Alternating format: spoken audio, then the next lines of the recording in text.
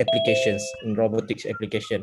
Okay, so before I start with the lecture on my topic, I think I would like to brief a bit about my university, because I think most of the students here never come to my university. Maybe after the COVID is over, you can come as our mobility student and do some joint lecture inside our university. We did that with German university, so maybe we can have a future collaboration with your university as well. Okay, so I'm from University Malaysia Pahang. In short, I will call it UMP after this. So my faculty is Faculty of Manufacturing and Mechatronic Engineering Technology. So Dr. Dimas already explained a brief overview about my background. So if you can see on the slide, I was in mechatronic, and then I work a bit as a Intel engineer, and then pursue my PhD in doctoral degree in autonomous vehicle. And right now I'm a lecturer for UMP. So this is my email and a Telegram if you want to have a chat. Okay, so just a background about our university. So UMP is one of the 4 technical university in Malaysia. In Malaysia, we have a research university like University Technology Malaysia. And UMP is a government technical university, so our focus is more on the technological university. And we established it in 2002, previously as a college only. And in 2007, we upgrade based on because we met some criteria, the government criteria, to be established as a university, become a UMP until now. And its focus is based on the government direction on the technological area.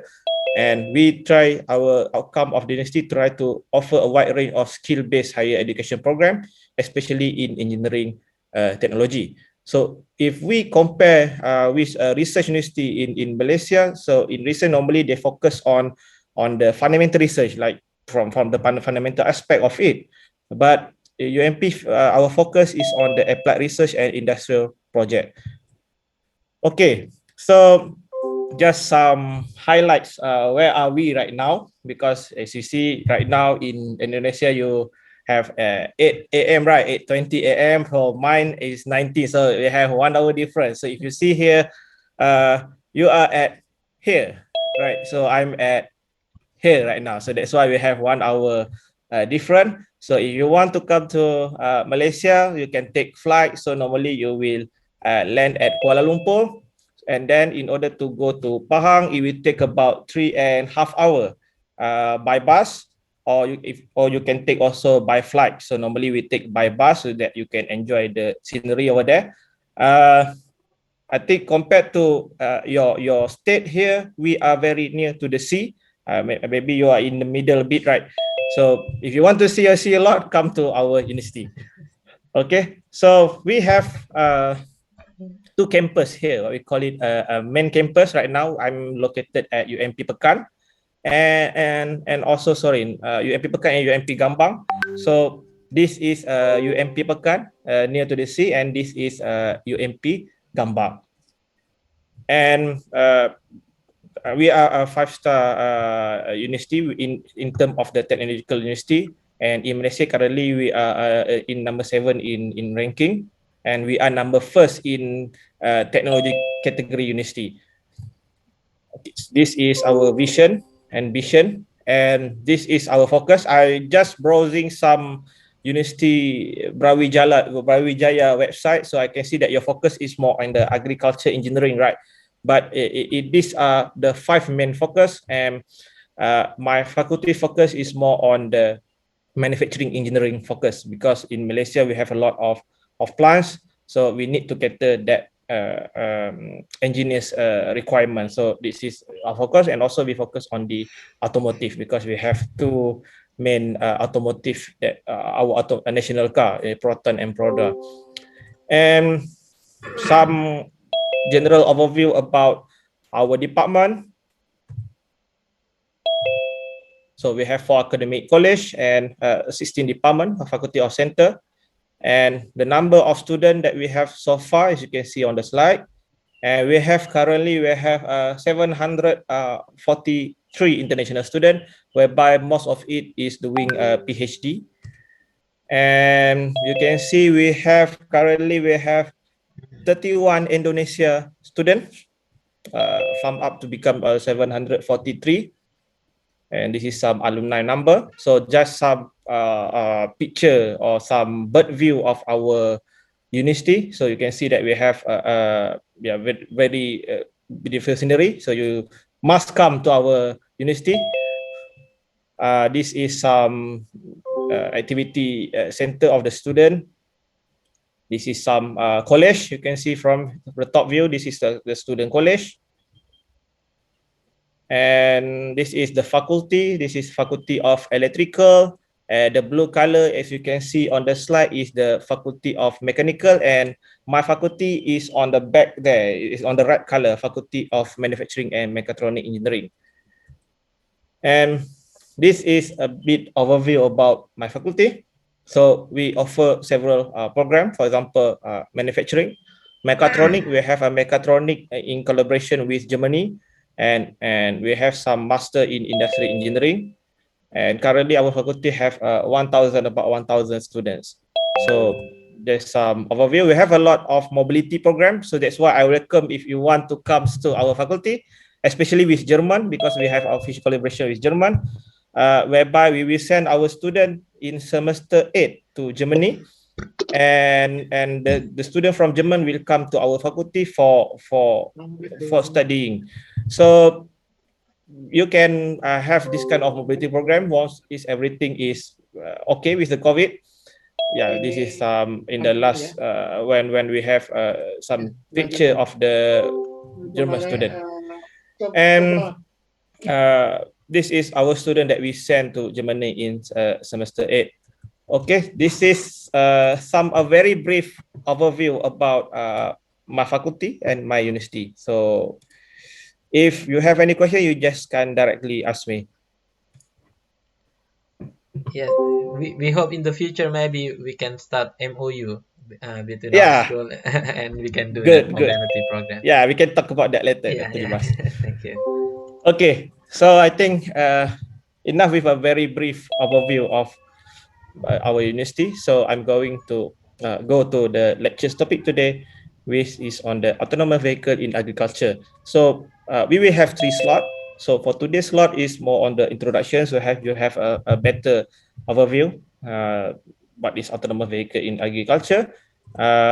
This is some my background on the autonomous vehicle and some of my research experience. So I started my research is on 2010, and on 2012 is where in Malaysia we start with the autonomous vehicle development under Dr. Fitrian. We are in the same lab. This is the lab where I think first in Malaysia 2012.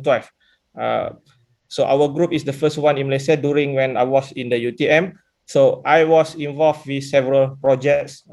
The first project is using autonomous carts. Autonomous golf cart, manual golf cart that we converted. I will share it later.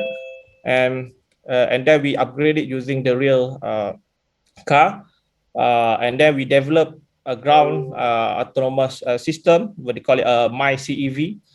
And we developed it Proton Azora using a Proton Azora chassis. So this platform is still being used until now by my supervisor. My supervisor also created his spin-off company specialized in autonomous vehicle engineering using the same platform. And I have several collaboration previously with Proton, one of the automotive company in Malaysia. So it's until 2015. And 2015 until now, I'm at UMP, whereby the first autonomous project that I involved is we try to develop a 2-in-wheel electric vehicle in UMP. And this is the project that I currently working. What we call it a SCARF, Smart Campus Autonomous Vehicle. Is like an autonomous bus. I'm going to share it in the next slot number 2. Slot number 1, I will share my research experience on the golf carts development. And I also did some training or professional training for institution in Malaysia and some embedded system product development. Okay, so this is our tentative for I was given 3 slots.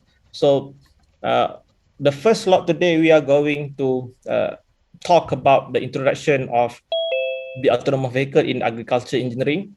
And I'm going to share my research case study because Dr. Debas mentioned about you want to convert some tractor to become autonomous. So this is will be interesting because I'm going to share how we use existing platform and to convert it into autonomous system. And we will have assessment. I think I did give you some assessment on the ice breaking, and today we will have another assessment after the lecture whereby you need to have 1 week doing the assessment. And slot number 2 is the introduction to autonomous vehicle sensor, the architecture, and the general software development. So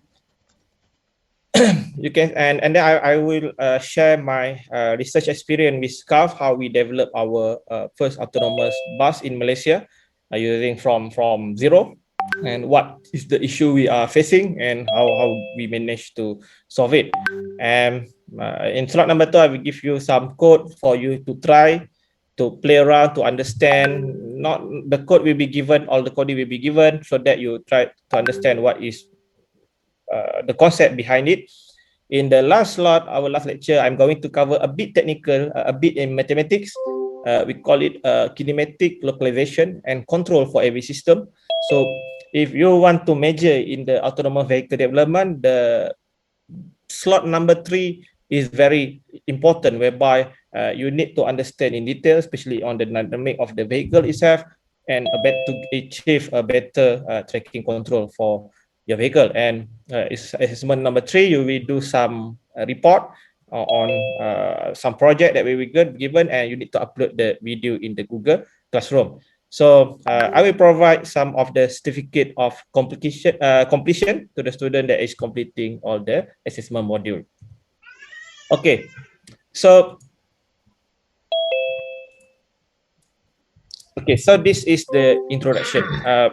You know that the human population increased exponentially, and because of the advancement in the technology, and our country or not or in the world need to produce a sufficient food to meet the ever-growing demand for this rising population. So that's why you can see that the production of foods nowadays, they use a lot of automation, and they use a lot of some chemical-based process in order to improve the food.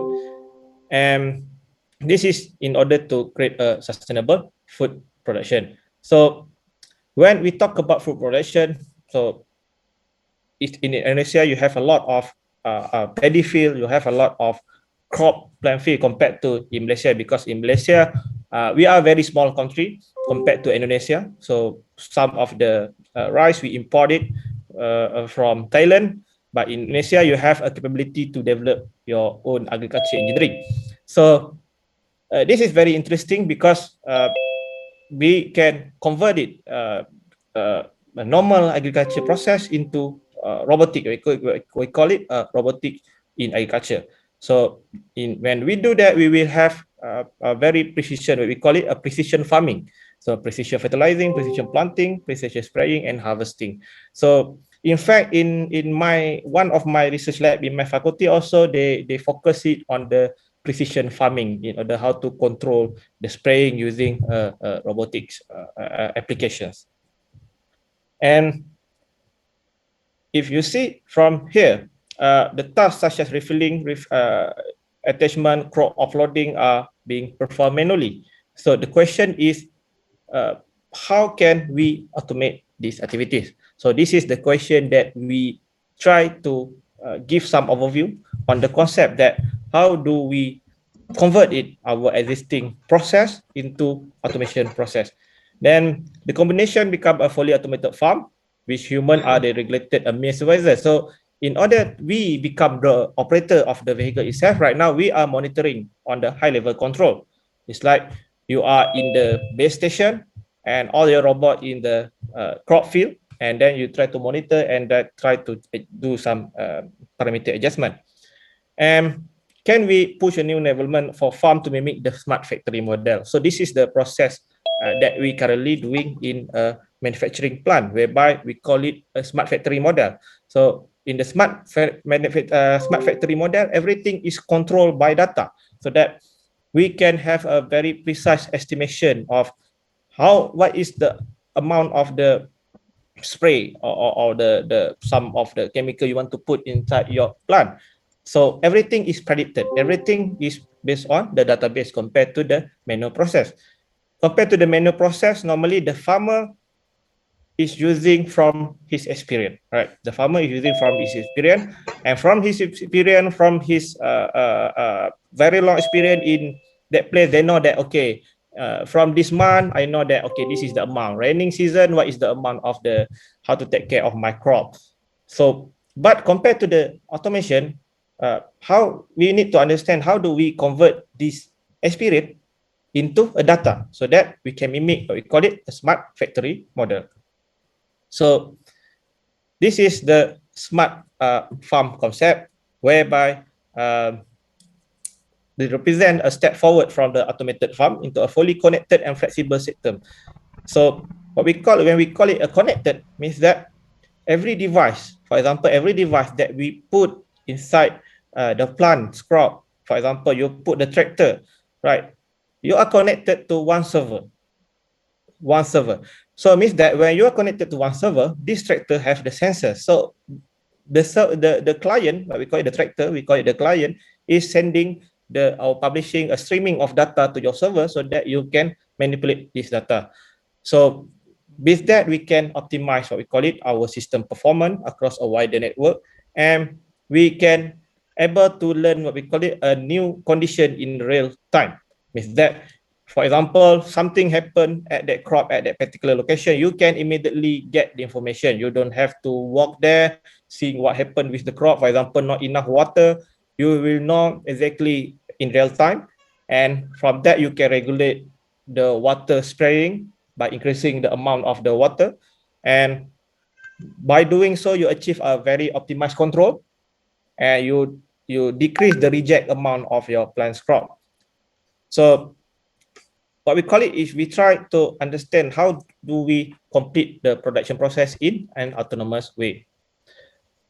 Smart farming concept should rely on the autonomous decision making to ensure that we call it asset efficiency, to obtain better product quality by having a control regulation. So if we regulate the temperature, if we regulate the water amount, so we can achieve a better product quality and reduce cost.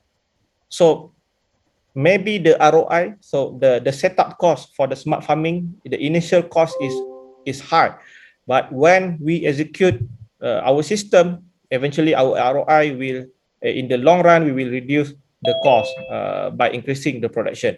And of course, we improve the product safety and sustainability, and we reduce delivery time to consumer, then we increase the market share.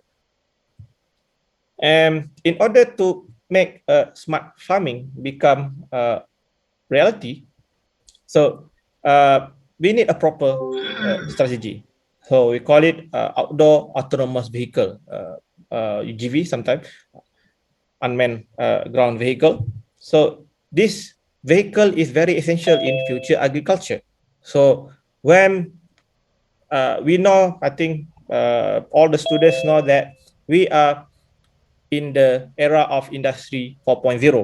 So you imagine how the Grab, or in Indonesia you call it Gojek, if I'm not mistaken, right? How the Gojek transportation disrupt the conventional taxi economy, the public transportation economy. How this kind of system? So it's similar with the robotic or the autonomous vehicle, because this autonomous vehicle is one of the element in industry 4.0. It will disrupt the current economy. So in fact, if you go to China, they have deployed some autonomous taxi in the China itself. So maybe in in ASEAN country, we don't see this is happening really fast, because of what? Because of we have a very cheap petrol, so we rely on the petrol base. So we don't have that much problem. But if you go into the Europe countries, the petrol or the petroleum based fuel is very expensive. So they opt for everything is electric. So when they go for electric, they can have a better or easier control. If they want to automate something, they have a easier control with the system integration. So that's why we can see that in the Europe country, they are very aggressive in terms of the automation field. And the objective is this lecture is trying to bring forward the features that autonomous vehicle should offer in order to achieve a smart farm concept. And we will discuss the existing autonomous vehicle technology that is possible to be used in agriculture. So because in order to create something autonomous, no matter what kind of platform, you test it on the road, you test it on the agriculture field, they will be using the same sensor and the same concept. So this is our objective, so that we try to understand this one first, so that you have a good idea, especially for student. Maybe from the video that some of you uploaded, I saw that some of you is going to go into the final year. So maybe you can do some very small scale project, maybe some autonomous kind of RC car, this kind of thing to test on the agriculture. So this is why we need to develop what we call it a ground mobile robot, or UGV. So the ground mobile robot is equipped with advanced technology for positioning. For example, we have a laser sensor for navigation and planning and sensing. And maybe this in the agriculture is not really being heavily aggressively developed compared to the autonomous vehicle in the road, but they are using, if we read in the literature or research, they are using the same sensor, the same technology, and the same hardware architecture. We put a lot of sensor inside the vehicle, and the robot communication with the operator is through the external server. Means that we are using cloud technology. Means that if we put previously, if we develop conventional robot, right? If you develop AGV, your conventional robot, when you put a robot, normally we will put sensor and the robot is only send and just keep a local data inside the robot only. But if we want to create an autonomous system, the robot must have a internal server that can communicate with cloud through wireless communication or Wi-Fi communication through the use of Internet of Things. So we have a lot of protocol of IoT like LoRa protocol, XB protocol that will be essential in order to incorporate a very good decision making and based on the big data analysis. So big data is machine learning analysis. And UGV for smart farm should be based on the same principle to minimize the traditional delay in applying the same technology to industry and agriculture. So if you can see on the slide here, that we on the right side we have one autonomous AGV, a Husky. They call it Husky. This is a very famous AGV. If your university has budget, you can buy one for research. This platform is very good because they already equipped with sensor, and they are very flexible. They can be used in indoor robot as an indoor application robot, or they can use as outdoor applications robot in Husky. The developer is the Clay Pass Robotic, and there are two approaches that we can use in order to develop our autonomous vehicle. The first approach is by a conversion, like Dr. Dimas mentioned, a conversion from a traditional existing platform. For example, tractor. We have tractor, we want to convert it to make it automated. So in order to convert it, we have to put a lot of sensors. For example, if you can see from here, we have a wheel encoder. Why we put a wheel encoder? We want to calculate the speed that is required for our vehicle. And if we have a tractor, we need to control the throttle command and braking. So previously is manual. So in order to make it automated, this throttle and actuator need to be put and it will be connected to our computer. And we will have a steering system. Steering system is used to change the orientation of our vehicle. And we have GPS, we call it a GNSS. This is our GPS actually. It's used to locate our vehicle. And camera, camera is for decision making. For example, you want to see the lane, or you want to see the border of the road, or you want to classify whether, for example, you want to harvest tomato, you want to classify whether the tomato is already ripe or not ripe. So we have some wireless communication. We have another GPS antenna for accuracy, and some ECU. So if you see from here, we put a lot of sensor just to get a location of accurate location of the sensor. So for example, I'm going to cover in my second topic in the slot number 2, whereby why do we need these sensors? Because why, for example, the GPS alone can be used to locate the location of your system, like we use it for GPS navigation in our smartphone. But why we combine it with multiple sensors? This is because in autonomous vehicle, the localization is how do we locate our vehicle is very important. We cannot have 1 meter error, because if you have 1 meter error, then it will distract a lot of things in your system. So that's why we put a lot of sensors, so that when one sensor fail, we have a backup. We have some probability analysis in order to trust which sensor we want to trust. And the pro is using the development based on the conversion of the conventional vehicle like a tractor. We save cost because the platform is very cheap and we use existing platform. So there is no problem with it.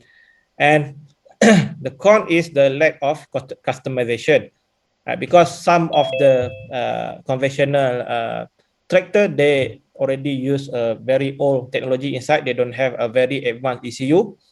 So if we want to hack the system, is hard, because if you remove, you cannot control the vehicle. What we can do is we just plug in another system that is controlling that ECU, that control logics of that particular tractor, for example.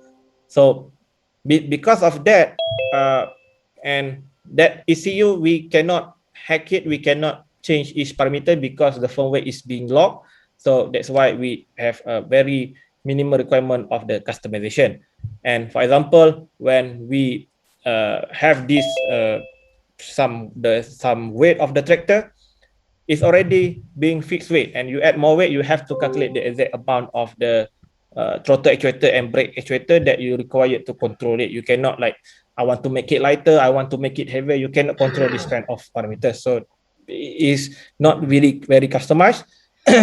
And some of the old software may not be compatible, and the system integration actually can be more difficult because you are modifying the existing mechanical based tractor.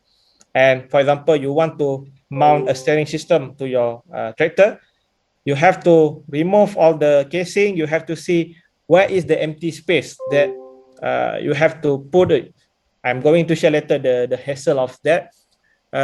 You have to see it. But if you develop it from zero, you can uh, allocate it in your CAD design, right? Okay, I want this is the place where I put my ECU. I want this is the place where I put my steering system. So this is the cons of the doing this conversion from the conventional vehicle. So this is some literature review history. I don't want to go in detail here, but you can see that most of the agriculture engineering is in the, we call it, in the research-based study. Not many use it for commercial base yet. And nevertheless, UGV suitable for agriculture remain far commercialization, although many intermediate results have been incorporated into agriculture equipment from harvesting to precise herbicide application. So this is quoted from one of the research paper.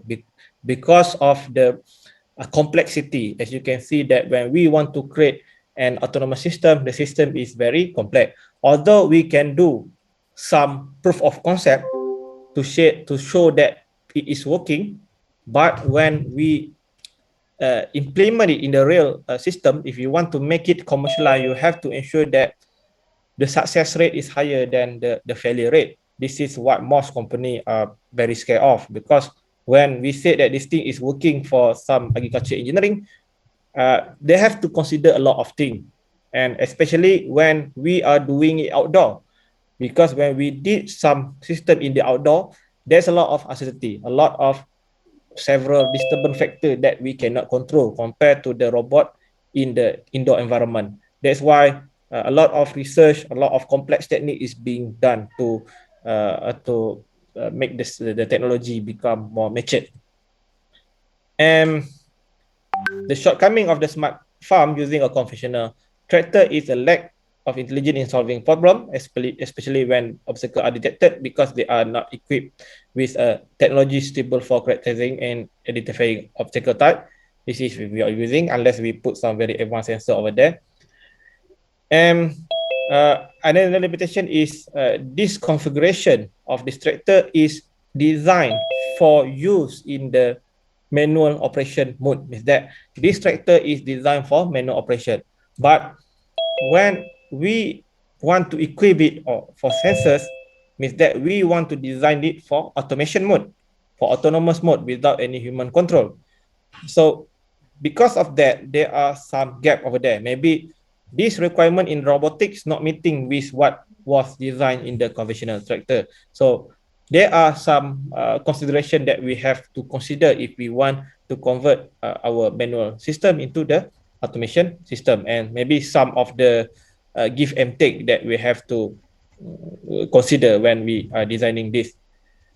And we have another approach if we want to develop the autonomous mobile platform for agriculture engineering. And instead of we are using a conventional tractor, we use the existing concept in robotics. So we are inspired more by a robotic principle rather than by a tractor technologies, because the tractor technologies is aimed for manual operation, and robotic principle is aimed for the flexibility of maneuvering in different terrain condition. So, and our robot can be classified by their locomotion system, whereby we have a ground robot that can be based on the wheel, track, and leg. So we will categorize it based on several conditions, and that enable the vehicle to work on irregular and slope terrain, and some offer the soil protection so that we don't jeopardize the soil.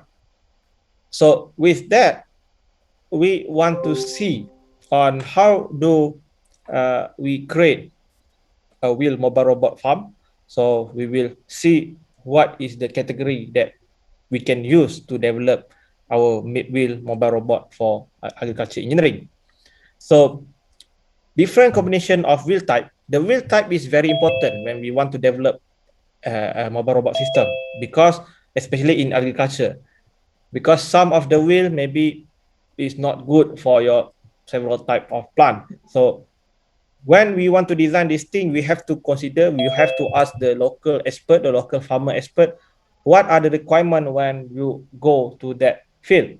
So with that, you can select what kind of configuration, or if you want to control it, you have to understand what is the process. Like a smart factory, they need to have a very structured process from where I'm going to start my harvesting, for example, from point A to point B. I cannot suddenly go with a random location because it's very unstructured. So when we do that one, then we can classify what kind of wheel type based on the trajectory that we want to go, because every wheel type have a different trajectory profile of our mobile robot.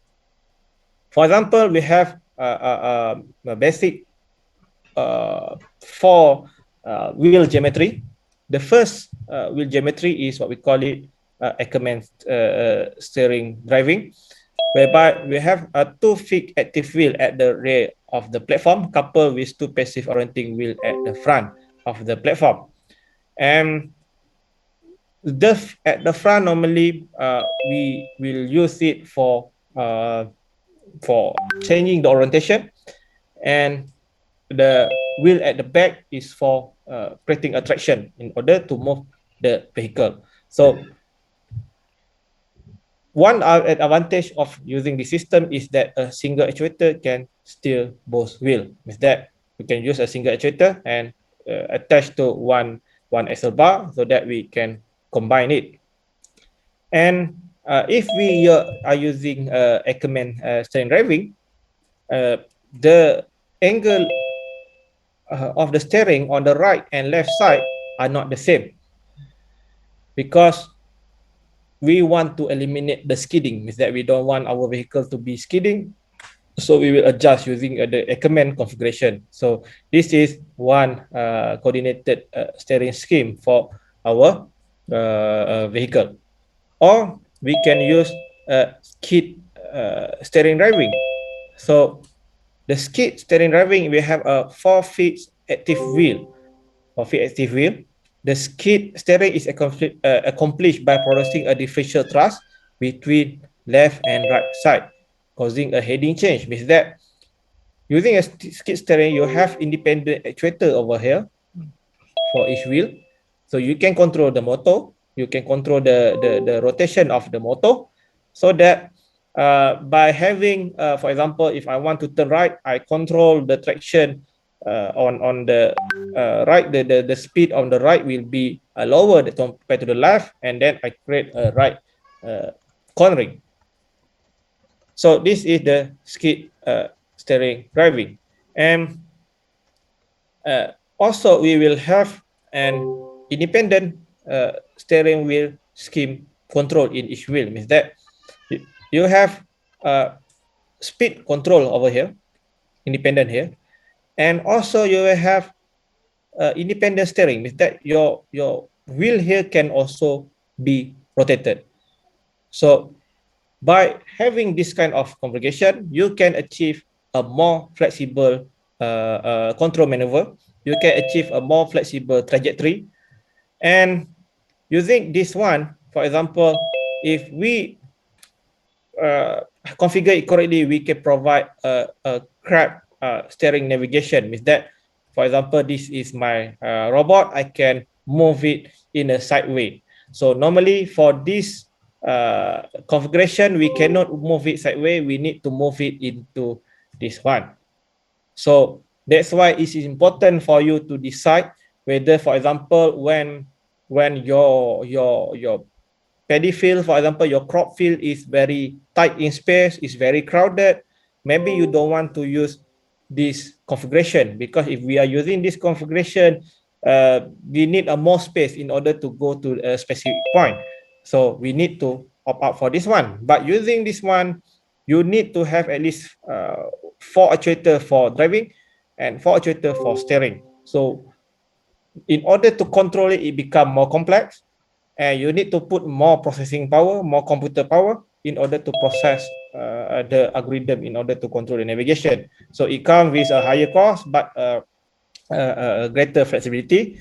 But if you want to save cost, you go with the previous configuration, and you have a better or simpler steering configuration. I'm sorry, Dr. Aizzat. Okay. If there is any question from the Uh, audience, could they cut you and ask? as in chat or what? Oh, I'm asking because some of Oh, the okay, okay, okay, audience okay, asking. okay, Uh, okay, okay, is it all right if they okay, cut okay. No you? problem, no Okay, okay, problem, no problem. okay. There's one question actually. Pak Darmanto, you want Okay, to ask directly? okay, no problem. Yeah, I'm sorry, I turned off my camera, Okay, Dr. okay, Aizzat. okay, I'm no sorry. problem. Yeah, I want to ask about uh, the effect of the radius of tire Okay, to control the center of turning. Is there any consider to the radius or diameter of tire for controlling or determine the center of turning? yeah, okay, okay. Thank you for your question. Okay, so for example, I give you example. You are talking about the effect of the radius of the tire. So, if, for example, if you have a very large tire, right? If you have a very large tire, actually you are creating a higher center of gravity point of view. And if we know in physics, the higher the center of gravity of your system means that the less stable your system is. That's why if we understand normally, if we want to study in detail about our parameter configuration, normally your question is on the category of what we call it a vehicle dynamic. in vehicle dynamic, we will put some equation, including the radius of the tire. And then from that, we will calculate what is the location of the center of gravity. And from that, we put it into our simulation system. We can estimate what will be the effect of our vehicle if we take corner and its effect to the rolling properties. We call it a roll. So when you have a very large radius of the tire, means that your base, for example, normally your base will be higher. So when your base will be higher, you will have to experience a large roll in your vehicle. So normally when we designing our robot, our objective is to minimize the rolling. We call it a rolling resistance. We try to minimize the rolling of a vehicle, because the rolling will affect what we call it a lateral, a sideways motion.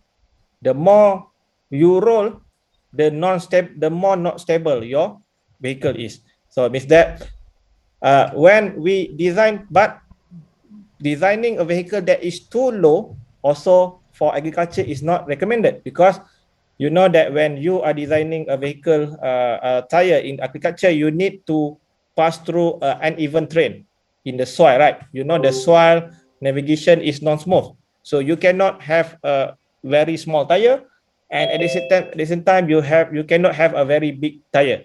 So what is the right amount of the tire is the one that we need to study in by understanding what we call it the vehicle dynamic properties of the system. I hope that I answer your question. Okay, thank you very much, Dr. Okay. Aizzat. Okay, no problem. Thank you. Okay, so I proceed.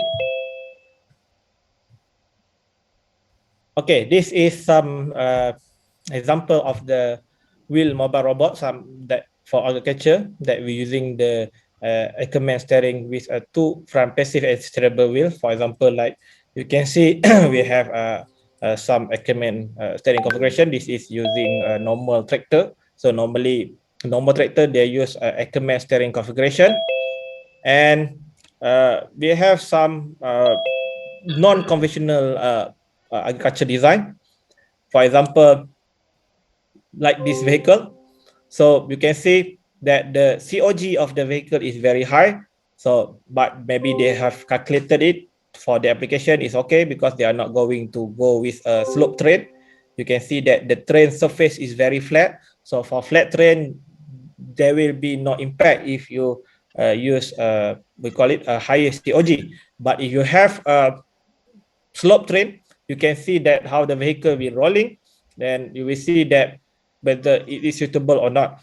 So this on the bottom left is one of the example how do we do what we call it a kinematic motion of our vehicle. So when we understand how do our steering rotates, what is our COG location, and when we give some angle here, you can predict that how much your vehicle will rotate. So by understanding these properties, you'll be able to predict the motion of your vehicle. And also this is some mechanical structure. You can see here we have some two actuator here for driving and also for steering. So this is one example in the research platform. So this is another example of the wheel robot that is being used for agriculture. They don't have a conventional tractor design. It's very futuristic design. But if you can see, compared to for example, the AgriBot, this orange color and this one, you can see that they are using the ground mobile robot design. They have a 4-wheel there, and they are using any of the configuration that was mentioned. And this is another example of LadyBot. So although you can see that they have a very large solar platform over here, they are still using the same sensor. They have some emergency button and some ECU here. But if we remove the top cover here, you can see that the configuration is actually the same with mobile robot. So this is they call it a LadyBot platform. So previously we see about that is a configuration of 4-wheel steering configuration. So if you see from here, there are also another configuration whereby they are combining the theory of the robotics arm. Is that what I say is we have a driving here and you have some like a linkage structure over here. So it's like you are having some kind of robotic arm over here and some kind of the steering and the speed, the throttling. Why we have this kind of configuration is because, for example, in the agriculture, the application, you need to do pick and place, and you need to do some thing in your application that require your robot to adjust is what we call it center of gravity. Like I said, maybe your robot is a very complex environment. The first is in the what we call it in the flat field, and then you go to the uneven terrain. So means that you have to adjust the center of gravity, or you have to adjust the base to become wider. This is only possible with this kind of wheel leg structure. So it achieves a very good flexibility, but the cost will be higher. The more whenever you add one more actuator, the cost will be higher. So that is the thing that you have to consider when you are designing something. So some of the application, maybe some process, they use it for this one. And I'm going to show to you some case study of the my previous autonomous vehicle development. We are going to share the same principle as what we discussed just now, whereby we will have two case study here. This is the case study number one is we modify it from the existing platform. And the second case study is we use it from the ground up development from the base system. Okay, so the objective is to give a student a real life experience based on my experience regarding the breakthrough, the cutting edge technology that is being used currently in development. Because of this technology is using a very expensive sensor. For example, the GPS, industrial GPS is very expensive. Some of them are 10,000 US dollar, for example, a very high accuracy GPS. Maybe it's hard. Normally, my student also is hard for them to see the real actual system that is being used. So hopefully by sharing this, you can gain something. And also you'll be able to grab some concept on the system development in order to create or convert a system into an intelligent system. So I'm going to share another slide here.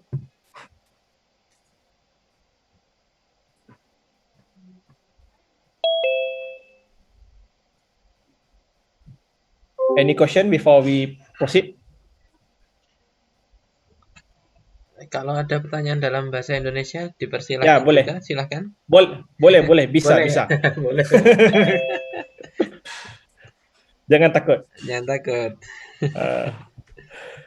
Okay, so if no Okay. question, I can proceed.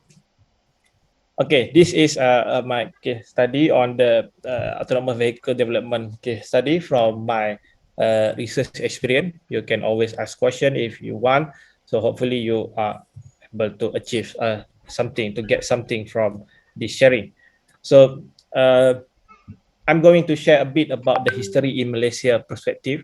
So we start with the autonomous vehicle development in 2012, whereby the lab, Dr. Fitria lab and my lab in UTM, we create a new lab here in 2012 to focus on the technology on the vehicle.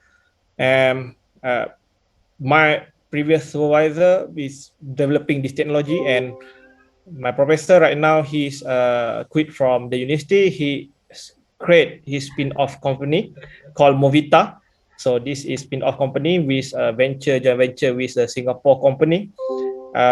So he's one of the pioneer company in Malaysia whereby the focus is on the autonomous vehicle platform. So you can search a lot of her name inside the Google. Dr. Harry is very good guy. And one of the student from this lab also, they create his spin-off company got called Aizzat. One of the researcher focusing on the autonomous AGV, autonomous small scale AGV. So they create autonomous scale, small scale AGV. And one of the student also, when graduated from PhD, he worked in Finland in autonomous vehicle company called Sensible UI. So this guy is very good. This guy is very good because he is the principal researcher that is developing the autonomous vehicle solution in snow, in heavy snow, one of kind of algorithm in the world, very good. So this company is one of the top company in the world that is providing the algorithm solution to the in the Europe region. And the extra researcher also, and then recently they expand the company. They create what we call it a move robotics company to focus on the autonomous navigation. And we also in our lab we have also have some researchers that experience in Tokai University, experience in the autonomous vehicle development. So in 2000, sorry, in 2018, we started with our first autonomous vehicle lab in University Malaysia Pahang lah, whereby I tried to establish this laboratory. This is some history on 2000 from 2012, whereby I tried to explore after I finished. I quit my career as engineer. I tried to explore in this technology. I don't have much money at that time. I don't have much grant, so I start with a very small. That's why I try to share this one because it's very good for students. Because normally for students you don't have a lot of money, but that doesn't mean you cannot explore very advanced technology. So I try using my own pocket money to buy a very small RC car. So I'm using existing, for example, Arduino for autopilot kind of things, very cheap one. And during that time, there's not a lot of resource about the autonomous platform. So I developed some of the program itself. But right now, if you want to start, it's much more easier because you have a lot of the autonomous vehicle, autonomous system module that you can just use it to accelerate your development. This is my first version of car to check. They have GPS here. They have some sensor here to check the movement. So I can create autonomous vehicle, but only in a very large space with no building because I only rely on one sensor for localization. And in 2012, where I did my PhD, so we buy a very cheap second-hand golf cart because we don't have money at that time. We buy a very cheap one from the golf cart that is not working anymore actually. So, but we check the battery whether it's okay or not, and this is the initial version as you can see on the slide. Everything we remove all the roof and the steering, and the initial version is we want to include the actuator here, whereby this actuator is trying to control the steering. So the actuator is going to some gear at this location, is trying to go to me, and then we put the encoder is mounted inside the tire. So we put some encoder inside here. You cannot see it, but it's actually we have a sensor inside here.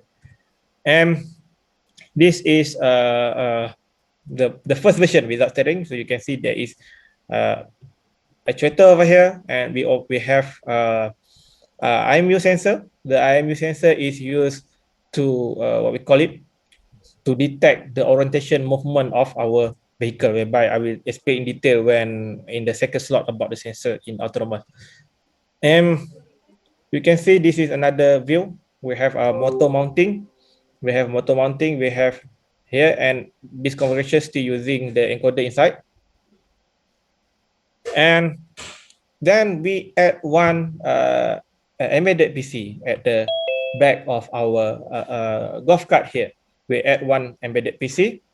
So this embedded PC is used for data logging. So means that all the sensor, we will have all the sensors from IMU, from the steering, from the encoder, will go to this one and it keep logging the data. And then we put some of our algorithm inside here and then some of master control. So we have some LAN cable over here. This LAN cable is go to this laptop. So it is transmitting the data for the what we call it, for the view of our data and some parameter tuning. And when we have this embedded PC over here, you can see this wire is connected to the tire over here. So we have our encoder at the back of the tire, go through this wire and then go to this encoder. Go to the one low level controller over here. We have one low level using a C++ programming, and then we code it. This low level controller is transmitting the data to this computer, and the computer is transmitting data to our laptop for monitoring purpose. And if we want to control the throttle, the speed, we will put some actuator, some motor to our throttle pedal. And when we put some motor, we need to have a very precise control what will be our value that we want to control. So inside your pedal, we modify, we remove this screw over here, and then we put this sensor. We call it a linear displacement sensor. So when I press it here, you can see that it is in this direction. Then they will push the linear displacement and it gives some reading. But when I release this one, the angle will be here. It will pull into the direction and you give a reading, a different reading. So that when I do like this, I will be able to know how many my throttle displacement has been replaced. So by doing that, I will have a feedback loop of my system that I can use for my control system development. And this is the first version of my low-level control, and then we develop our own low-level control here to control the actuator movement. So this one is go to this actuator, as you can see in the bottom here. This one go to this actuator in order to control the motor movement. And if you see from here, we use a very cheap, I think maybe you know that Arduino, we use a very cheap Arduino during that time because not much budget. So just Arduino, we are able to control the steering and the actuator and some algorithm. And we did some low cost, we did our manual soldering in this low level development. And this is the first version. The first version that this way is inside at the front tire. You can see this is the front tire. So we have emergency button over here. Something happened, we just press this emergency button, they cut off the power. And here we put it a steering sensor. So this is, we put a steering sensor. The steering sensor have some belting over here attached to the right impinion. This right impinion go. So this is your steering, and this is the motor movement over here. Then you have some gear mechanism over here. This is our first configuration. So when we rotate the motor, you can see that the gear is moving over here, and eventually it will move the steering. And when the steering is moving, you can see that we put a sensor, encoder sensor. The belting here will be moved, so we can get the data. So the data is sent to the computer for reading. So this is our first version that will be modified. I'm sorry, Doctor. Yes. You mentioned about low level control system. Okay. That should be high level. What is the differences between low level and okay.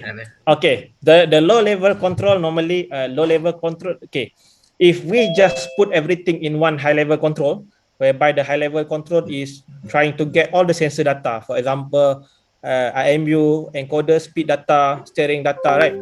You can see that there is a lot of delay in your programming. Okay, because for example, if you imagine that we are using C++ programming, whereby the programming is done by series of instruction 1, instruction 2, instruction 3, right?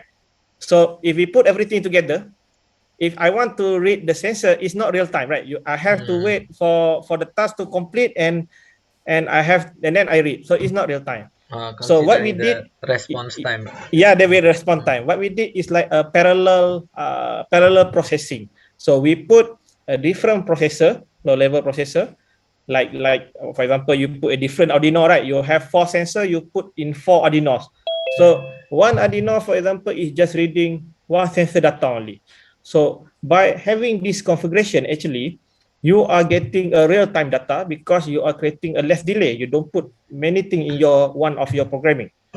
So Okay. when you get a real-time data, this real-time data will be sent to the master level. So this master level will be using a real-time data in order to do a high-level decision. You want to control the steering. This is very important in autonomous vehicle because we cannot sacrifice to get a data that is delayed, because right now we cannot get data 3 seconds later. For example, you are driving, suddenly you are looking at data that is behind you, right? So then you're getting accident. So this is the concept. So that's why we split the distribution between different controller. Okay, thank you, Okay. Doctor. One Okay, more no problem. question from Okay. Pak Ubaidillah. This is our Ubaidillah, not Dr. Ubaidillah, you know. Okay. Okay. One of major factors that may affect and deviate autonomous vehicle location is wheel-soil interaction. We call it thermomechanics. Maybe you Okay. familiar with this, such as Okay. excessive wheel slip, which may happen in agricultural soil. In terms of Okay. mechanical and algorithm point of view, how to solve and Okay. adjust location deviation of Okay. vehicle caused by excessive wheel slip. Okay. So what you mentioned is about, yeah, wheel slip is one of the thing that we don't want actually. In the vehicle technology, if you, I think maybe some of you already know, when we have the traction between the tire and the surface, for example, the soil, we in the vehicle dynamic parameter we call it a friction coefficient, or sometimes we call it a mu parameter. For example, the friction on the IC road is equivalent to 0, and the friction on the very hard surface is equivalent to 1. They have the value is between 0 and 1. So when we have a very, for example, IC road, right, you can see that the slip is very high. The slip, what I mean is slip is the difference between the wheel speed and the vehicle body. For example, when you say the slip is very high, your vehicle is rotating at very high speed, but your body of the vehicle is not moving at all. So that is called very high slip. So this is what happened when the what we call it, when you are navigating, for example, in a very different nature of soil, right? So from the control, let me talk about the control point of view first. There is a research on how do we optimize the sleep. So we will use, that's why we will use two kind of sensor. If you see here, one of the sensor, we put it at the tire, right, whereby you get directly the tire rotation. And one of the sensor, we use the GPS. From GPS, you can get the body speed. So you see here, the ideal condition is the GPS speed from the body should be the same with the tire speed. This is the ideal condition. But for example, you put in wet soil, right? You can see that the tire speed will be higher than your body speed. So this difference is, we call it a slip. So in the vehicle, this is very important. So we have to control the slip amount. But if we cannot control the slip amount because the slip value is too high, then it come another research. We call it a Grauser mechanism. I don't know. Maybe you're familiar about this, whereby you have to modify the design of the tire itself. There are one of the teacher in my faculty using a Grauser mechanism, whereby you modify the tire. The tire has some actuator whereby they can change shape so that you have more traction between the soil, and you can adjust the slip ratio between these things. So what I can say is, if we have a very high slip, it's hard for us to control the vehicle. Okay, I hope I can answer you. I answer your question. How, Pak Ubaidillah, is it all right? Yes, I think maybe it is all right. Okay. You can continue. Thank Okay, you. thank you. Okay, and then we use a laptop used to tune the embedded PC at the back. So it's like the laptop is our compiler. So we compile our code, and then we send the compile code to the embedded PC at the back via Ethernet cable. You see, we have Ethernet cable go to the. So we use the Ethernet communication. And to send or to localize the environment, we put some sensor. We call it a laser rangefinder mounting. So we use this laser rangefinder to see the environment.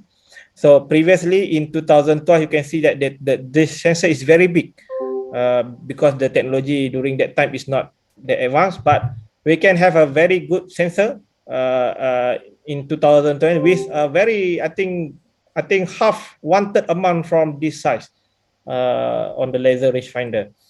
And then after that, we update our version 2. We have some accuracy control with the steering using that one. So we remove at all the steering. So you can see that this configuration, no steering at all, directly mounted with steering motor, so that we can have control. So right now, because there is no manual control with mechanical steering, we can have two kind control. You want to use a joystick over here or using a laptop using a keyboard control. And we add a laser rangefinder here, and this is the thing. Previously, you can see that the encoder is still at the inside tire, and this is the latest version. You can see that when we use the encoder inside the tire, previously we used magnetic based encoder. The resolution of the speed is not that really high. We want to increase the resolution, so we change the architecture. We put the encoder to measure the speed of the tire at the back. So that's why you can see that there is some sensor at the back here going to our low level control. So, and then we adjust some of the LiDAR position for localization. This is some of the hardware overview inside this vehicle. So we use IMU GPS, some compass. We have some with speed sensor encoder over here. We have embedded PC. We have with speed controller. You have some actuator to adjust the throttle and other sensor as well. So you can see that in order to make the system autonomous, there are a lot of sensors involved, not just one sensor only. And the sensor must be talking with each other in order to create reliable data. One sensor failure means that one whole system failure. So this is the thing that we have to consider. This is some. Doctor, I'm just curious. Okay. How many patents in one autonomous vehicle? You think Okay. possible? You mean so your question, your paper? The How paper. many patents? Oh, patents. Yeah. Uh, Actually, there are a lot of things that we can do patent, but I can say that one thing is the patent costs a lot of money from our side. Yeah. And second is as a researcher, sometimes we are too occupied with other things, so we don't find it for patent. Okay. Okay, I'm sorry Thank about you. that. But actually, there are a lot of things that you can do with patent if Yes, you really have time for I that. see that very complex things. Yeah. Yeah. Thank you. Okay. Okay. This is some example of the we do use hardware in the loop before we put it inside a system. So you can see that on the right side here, you can see that there is a target point. The yellow color here is the road that we want to go, and you can see that when the blue color is our current vehicle position. So you see that when we test is turning to the right, means that they try to correct its position, going going to the right and try to get as close as possible to this location. On the graph here, you can see here is the lateral error, means that what is the distance between the road here and the current vehicle steering. And you can see the back tire is moving, and you can see when it already at the road, so the steering is being tried to center to the straight line, so that we have a good control here, and the error also reduced error here. So this is what we do before we put the vehicle itself on the road. Because if you don't do this, if you don't know how to simulate this, if you put suddenly you make a fail and the system is controlling autonomously, then we go somewhere else, maybe crash something. And actually we did crash a lot of things when we developed this kind of thing. So this is one thing. And then after we make stable, we want to make sure that we can do, for example, some manual control. this is using a laptop, so you can see that I'm still using a manual throttle for safety, but I'm using a keyboard control just to control the motion of the golf cart. So when I able to control via keyboard, I know that what is the command that I give to my low level control. When I know I can measure, when I give this value, I will get what is the steering rate, what is the turning rate. So with that, I can predict my behavior of my vehicle so that I can use in my control system later. So that, for example, I want to take the steering, I already know, okay, in order to take this certain radius, this is the tuning value that I should give in order to take this cornering. So this data, the manual control data is the thing that we use for data collection and calibration. And after that, when we select, we tune the steering. When we tune the steering, we try to control using what we call it control system to try to maintain our throttle to maintain at certain speed. So I try to be as careful as possible because I scared that if any failure in control system, you see that there's a lot of very tight space over there. And in fact I did crash one of the car because of my failure. So you can see that the vehicle is trying to tune the steering, but the steering is not being controlled, only the throttle. So that's why they go on the left side because there is no adjustment in the steering, only on the throttle. But the throttle is able to maintain at certain speed. So I have one emergency button. To close, I just press the emergency button. And next step is I try to integrate between the steering and the throttle control. As you can see here, this is a throttle whereby there is, you cannot see from here, actually there is like a very small string here, a very small metal string here that is have some motor over here that is controlling by releasing, for example, I'm giving some input signal. So you can see that the throttle is moving very slowly, and the back tire is moving, and some error with my algorithm is have some disturbance. You can see that this is not desired because when this disturbance is actually will affect our navigation performance, so we don't want this kind of thing. So this thing is happening when you have a very high fast sensor to read. So that's why we learn a lot when we did this kind of thing. We have to categorize what is the sensor that is very sensitive, what is the output that is very sensitive, so that we don't have this kind of magnetic interference in our system. Otherwise, we will have something like this. And after that, we develop. We test it using after we calibrate it, we did a lot of tuning. We test it autonomously. For that, for example, we give command, but not in a very larger distance, maybe this a short distance only. Go to station, for example, on the yellow color, we want to go to this location. So you can see that for example, they want to go to, the concept is they want to go to this guy, stop there, and taking this guy is going to the next station. So you can see that the algorithm try to adjust. Okay, for example, they are diverted a bit to the right, offset compared to the road, and the algorithm is trying to go to the left, very slow, slow and steady. So you can see that they move to the left slowly, very slow, and then they maintain a parallel with the road, and the guy is waiting over there at the checkpoint. When the vehicle arrive at the checkpoint, so we use a GPS to check the coordinate is arrived or not, and we stop the vehicle, and it enters the vehicle, and yeah, just click that they want to go to the next destination. And there is interface. You can see on the top right is the laser finder that try to scan is there any obstacle. So is there the front lidar is clear, then you can move the vehicle here. So there is a motion, and they try to go to this next station whereby the laser keep scanning.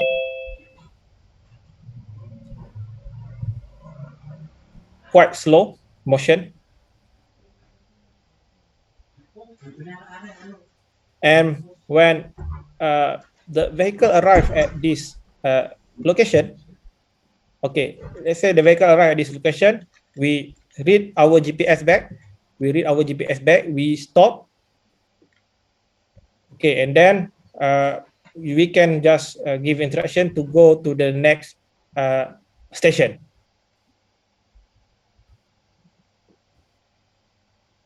So this is some concept that we used back in 2019.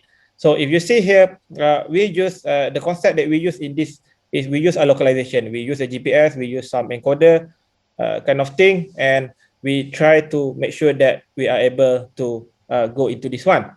And we don't use any mapping performance. We don't use any advanced LiDAR mapping during that time because of the processor limitation and this kind of thing. But we show that the concept of autonomous using localization only without any advanced sensor can be achieved. And after that, we developed our own platform. We call it My CEV. So if you see in My CEV, they have a driving motor inside this wheel and also a steering here. So you can drive and you can steer for each wheel. So means that you can create a 360-degree turning, or you can create a crab steering navigation.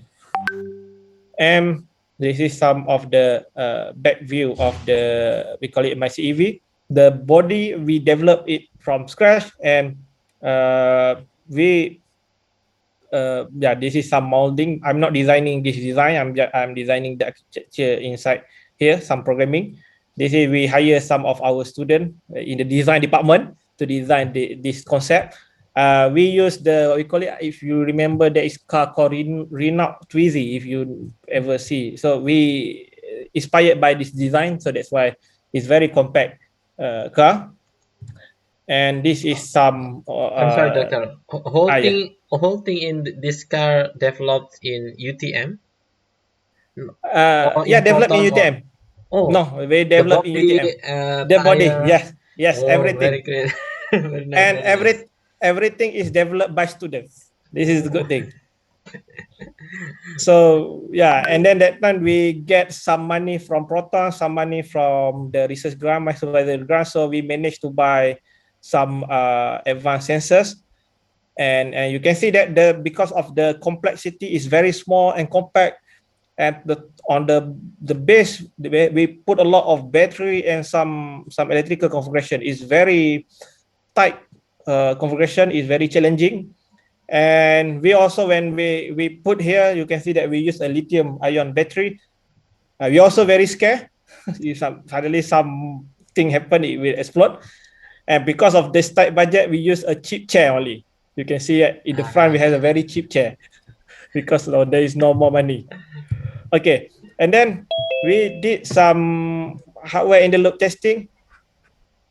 For example, you give the image data to this vehicle, go to the vehicle PC, and they try to simulate, like I showed previously. They try to simulate, for example, the vehicle is assuming that this vehicle is traveling at the main road. So, and then we want to see how does the steering respond to this vehicle.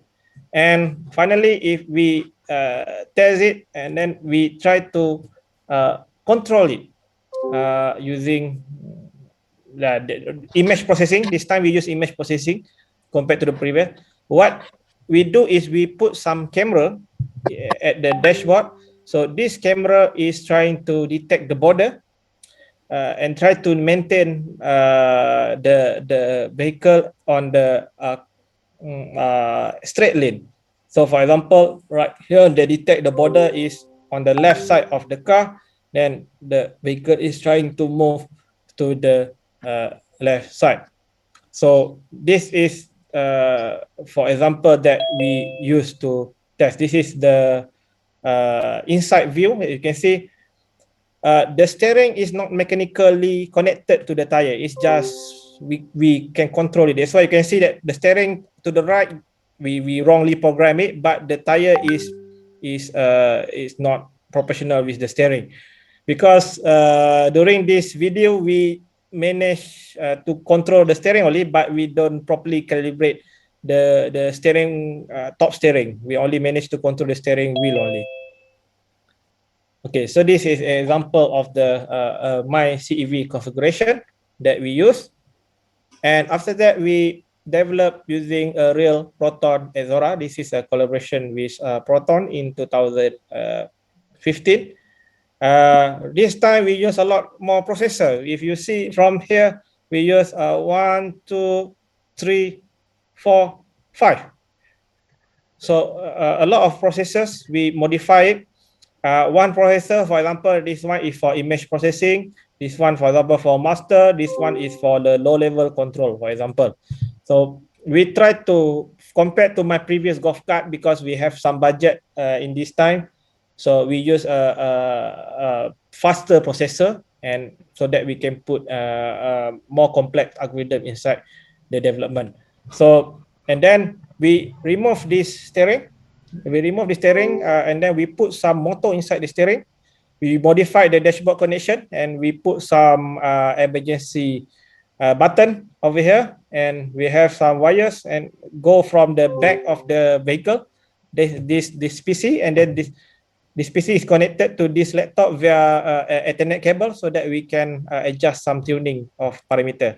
So this is the example how do we do this. Is the we tune the PID control of the steering, the manual control. So we try to see if we give, for example, 45 degree to the left, whether if the steering able to achieve 45 degree to the left or not. That you can see that the tuning is not yet optimized. They have some oscillating or jerking over there. So this is how we did the testing. So they are not well optimized, that there is jerking. So we try a lot of things to make sure that we have a very smooth steering control.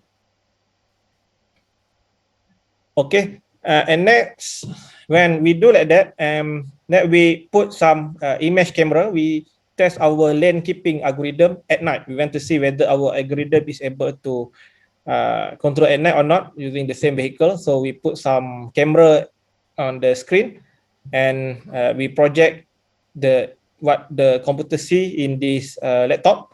So you can see that there is a laptop view over here. We try to estimate the border of the lane, and when we keep the border of the lane over here, we will give a throttle instruction to this vehicle, and the steering will be activated and try to maintain the lane keeping performance of our vehicle. So you can see that it detect, as long as the image is detecting the correct lane, then we can maintain the border. But if suddenly there is a noise inside our image, you can see that suddenly the vehicle is turning to the right, and it's not keeping the lane, which is very dangerous. That's why we test it very late. I think during this trend, this time is 2 a.m. at night. We test it because there is not much car, in order to get a very good or safe navigation. And 2019 is my last year at UTM, and until 2020, I go to University Malaysia Pahang, and again we I'm start sorry, small. doctor. We Okay. have around 10 minutes. Sorry. Okay. Sorry, it's almost finished. It's Okay. almost finished. Okay. Uh, okay. Sorry.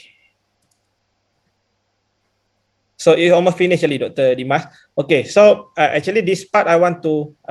There are second part here, whereby this second part I want to share it in my second slot, whereby second slot whereby I share my sensor technology inside autonomous vehicle, and I show you what is the sensor characteristic, and how do we use this kind of advanced sensor inside our camper, our smart bus, we call it a scarf, uh, to develop it. Then I'm going to share it later lah in this slide. How do I proceed with this one? I think that's all from me. Okay, thank you very much, Dr. Aizzat. I myself got many new knowledge from this lecture and many new insight. Is there any question from student? Silahkan yang ingin bertanya. Bahasa Indonesia enggak apa-apa. Kalau mau berlatih bahasa Inggris silahkan.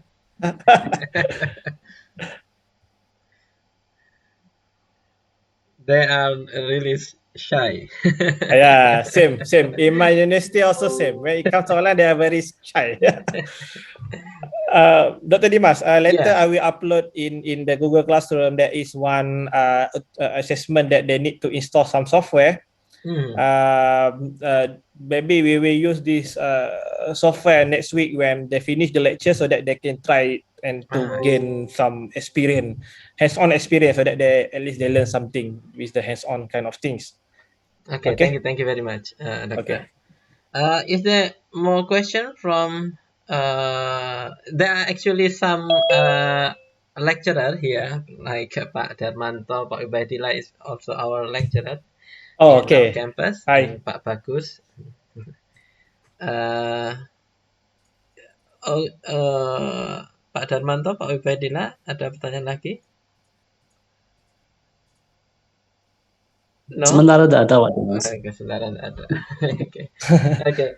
Actually, Doctor, Okay. in this year, we our dean asked us to start to develop the autonomous tractor, but Okay, nice. very simple one. We asked to modify the existing tractor and Okay. just use a remote control just to start the project. Okay. So maybe in the future we really want to learn from you Yes. how to build the real autonomous vehicle. Yeah, no problem. We can collaborate with that. Yeah. We can, yeah. In fact, we can do like a joint collaboration in terms of paper publication as well. I see. Thank you very Yeah. much. Okay, no problem. Okay. Actually, we also have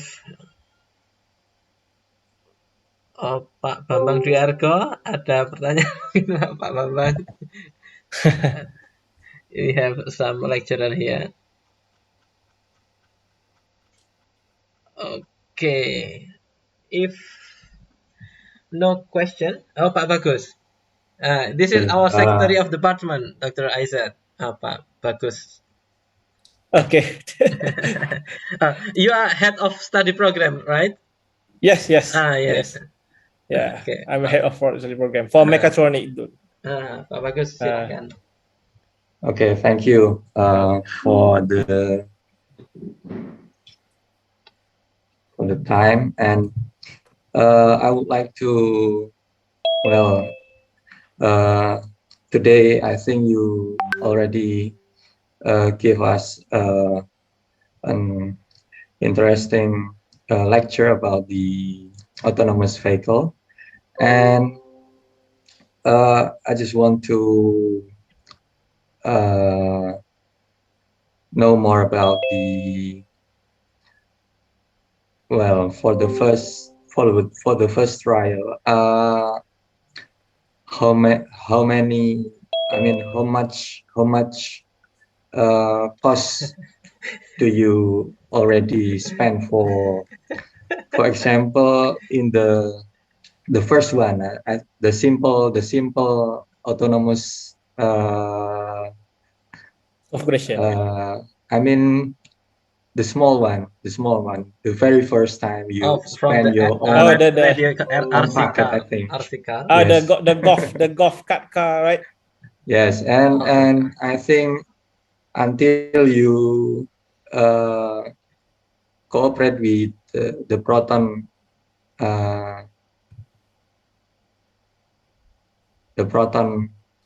car, I think. Okay.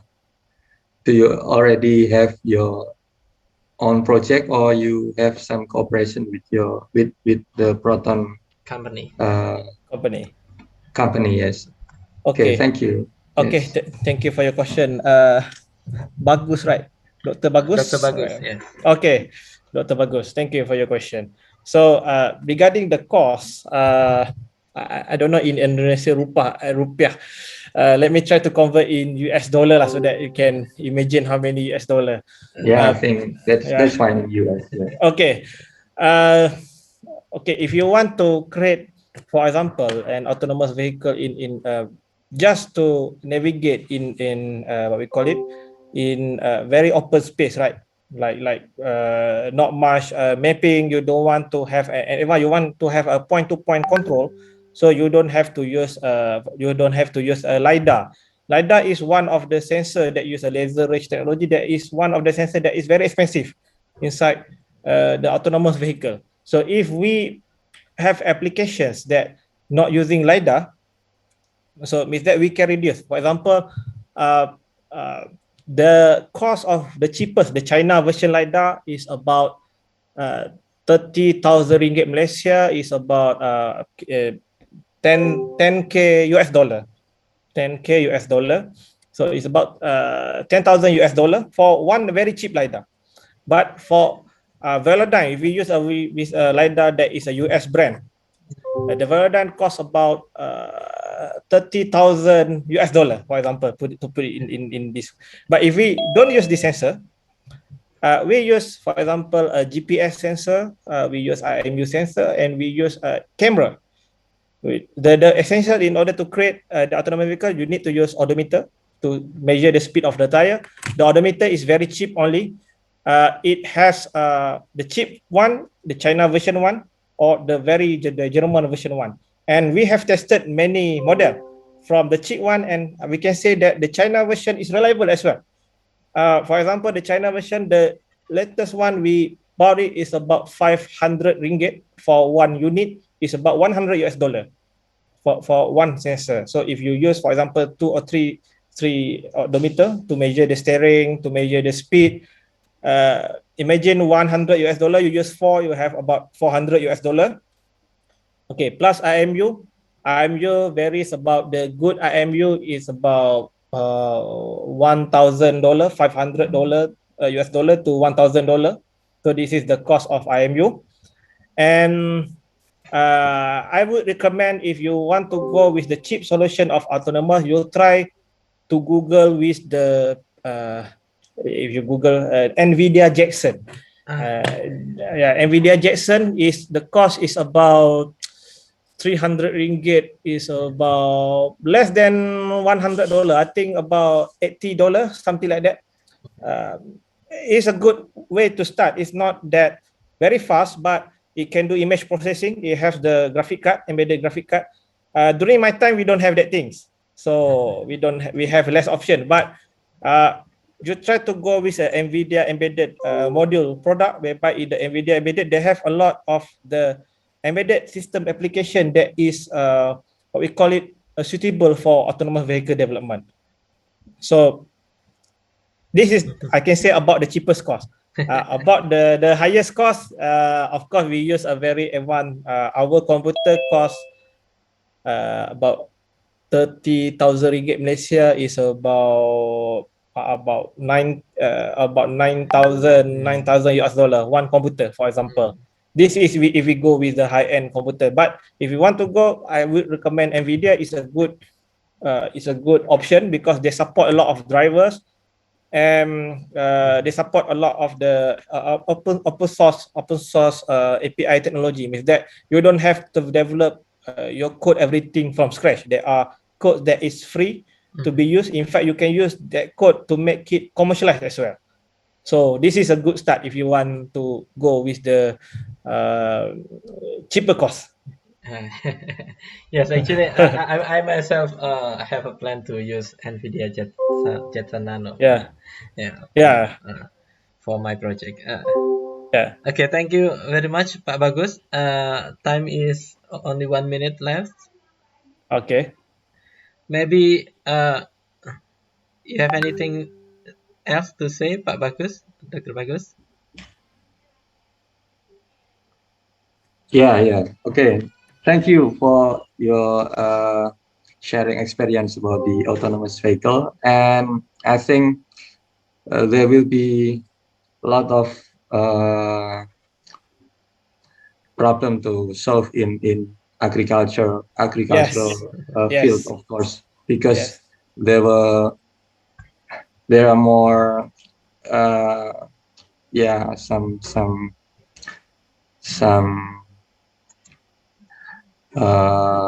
for example, Pak Ubaidillah is already told us about the sleep problem and etc. That it would not.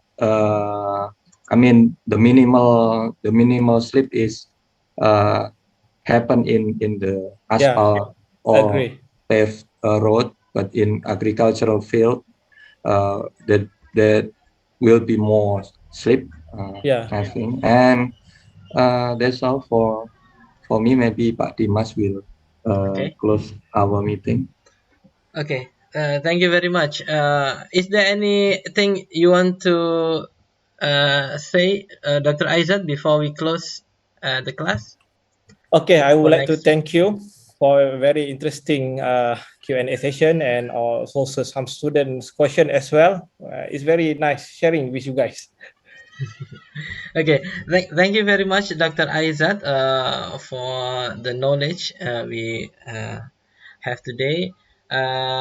We will meet again next week. So Okay, inshallah. please monitor your Google Classroom, and there will be some assignment from Dr. Aizzat. And if you have any question outside of the class, you can ask in Telegram. Don't Yeah, you hesitate can. to ask in Yeah, Telegram. in Indonesia language also is okay, no problem. Yeah. Okay. Thank you very much. Selamat berpuasa buat yang Selamat berpuasa. menjalankan. uh, Selamat hari raya. Okay, okay. Selamat Hari Raya. Okay. Selamat Hari Raya to every one of you. Okay. See you again next week. Thank you very much. Wassalamualaikum warahmatullahi Waalaikumsalam wabarakatuh. warahmatullahi. Waalaikumsalam Thank warahmatullahi you. Okay. Salam. Thank you, wabarakatuh. Doctor. Thank you. Bye bye. Thank Okay. you. Bye Bye. Bye bye. bye.